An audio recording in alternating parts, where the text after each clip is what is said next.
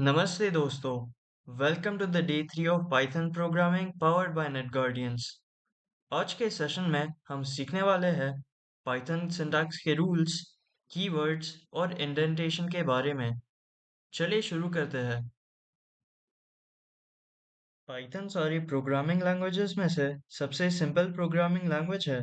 अगर आपको इंग्लिश पढ़ने आता है, फिर आपको पाइथन भी पढ़ने आता है। सिंटैक्स सिंटैक्स का मतलब क्या होता है?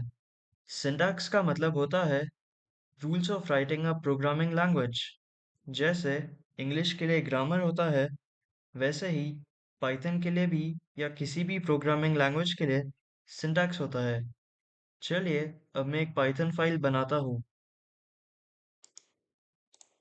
एक नया पाइथन फाइल बनाते वक्त एंड में .py डालना मत भूलिएगा, वरना वो एक नॉर्मल टेक्स्ट फाइल बन जाता है।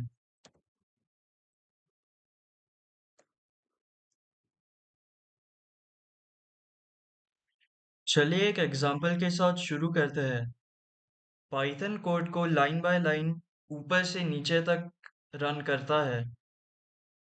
पाइथन गेस नहीं करता ऑर्डर, इसलिए ऑर्डर बहुत मैटर करता है। जैसे इस एग्जांपल में मैं पहले फर्स्ट प्रिंट कर रहा हूँ, फिर सेकंड, फिर थर्ड। तो टर्मिनल भी में भी वैसे ही प्रिंट होके आएगा, पहले फर्स्ट, फिर सेकंड, फिर थर्ड। चलिए अब मैं ट्राई करता हूँ सेकंड को फर्स्ट के पोजीशन में लाना। जब मैं इसको रन करता हूँ तो फिर पहले सेकंड, फिर फर्स्ट, फिर थर्ड प्रिंट होता है। इसलिए ऑर्डर्स बहुत मैटर करता है। अब दूसरे एग्जाम्पल के तरफ चलते हैं। पाइथन में हर एक लाइन सिर्फ एक काम करता है।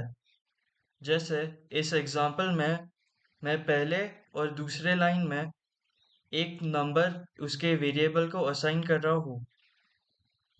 तीसरे लाइन में मैं प्रिंट कर रहा हूँ वो दोनों नंबर्स का एडिशन।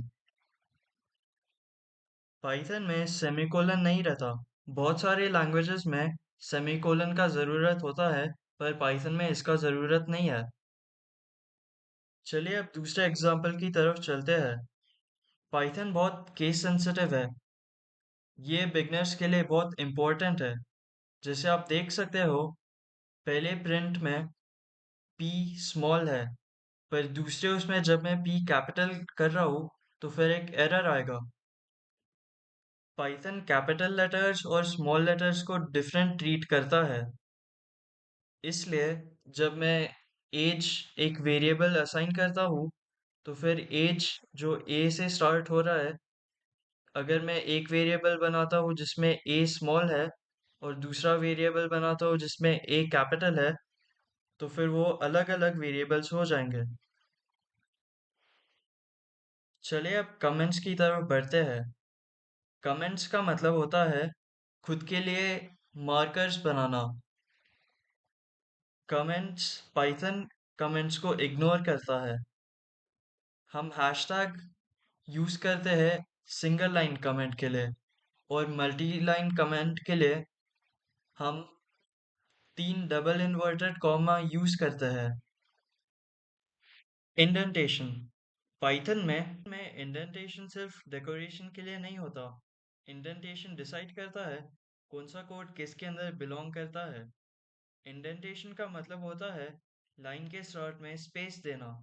यहाँ ये प्रिंट वाले स्टेटमेंट के पहले जो स्पेस दिया गया है उसे इंडेंटेशन कहते हैं। पाइथन में इंडेंटेशन का यूज होता है ब्लॉक ऑफ कोड लिखने के लिए। जैसे कि ये एग्जांपल में अगर ये स्टेटमेंट ट्रू है तो फिर ये ब्लॉक ऑफ कोड रन होगा, या फिर डायरेक्टली ये प्रिंट होगा। चलिए ये एक बार रन करके देखते हैं।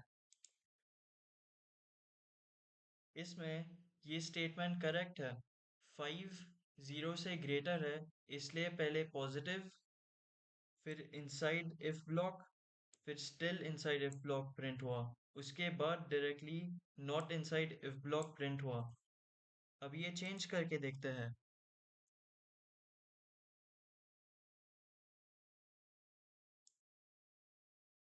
अब जब ये स्टेटमेंट फॉल्स है तो फिर ये सब स्किप हुआ और directly not inside if block print हुआ इधर टर्मिनल के अंदर। जब भी आप कोलन देखो उसके बाद इंडेंटेशन आना ही चाहिए। इंडेंटेशन इन कीवर्ड्स के साथ यूज होता है जैसे कि if, else, elif, for, while, def. इन सब कीवर्ड्स को हम बाद में इस वीडियो में कवर करेंगे। वीएस कोड में ऑटोमेटिकली इंडेंटेशन अप्लाई कर देता है। जैसे ही आप कोलन यूज करते हो तब इंडेंटेशन आ जाता है।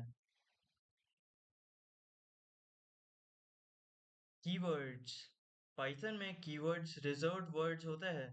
मतलब पाइथन ने ऑलरेडी डिसाइड कर रहा होता है इनका मीनिंग, इसलिए आप इन्हें चेंज नहीं कर सकते। आप कीवर्ड्स को वेरिएबल जैसे यूज नहीं कर सकते हो। चलिए मैं अब आपको थोड़ा कीवर्ड्स के एग्जांपल्स देता हूँ। इफ कीवर्ड ये कंडीशन चेक करता है, अगर कंडीशन ट्रू हो तभी कोड चलेगा। एल्स कीवर्ड जब इफ वाली कंडीशन फॉल्स होती हो तब ये कंडीशन चलता है।